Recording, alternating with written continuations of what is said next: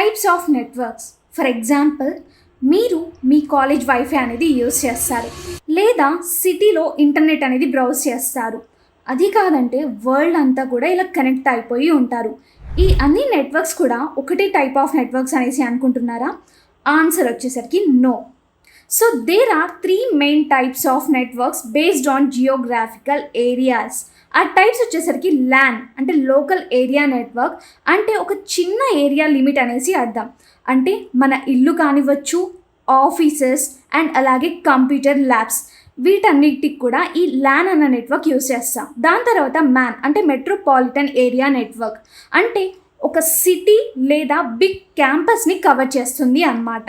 Okay, for example Hyderabad metro wifi అనేసి అనుకోవచ్చు. దాని తర్వాత వ్యాన్ అంటే వైడ్ ఏరియా నెట్వర్క్, అంటే మల్టిపుల్ సిటీస్ని లేదంటే కంట్రీస్ని కనెక్ట్ చేస్తుంది. సో ఈ డిఫరెన్స్ అనేది గుర్తుపెట్టుకోండి. ల్యాన్ అంటే స్మాల్ అనేసి అర్థం, మ్యాన్ అంటే మనకి మీడియం అనేసి అర్థం, వ్యాన్ అంటే బిగ్గెస్ట్ అనేసి అర్థం. సో నెక్స్ట్ ఈలో హబ్, స్విచ్, రూటర్ డిఫరెన్స్ ఏంటో చూసేద్దాం. ఫాలో చేయండి, నెట్వర్కింగ్ ఈజీ అయిపోతుంది.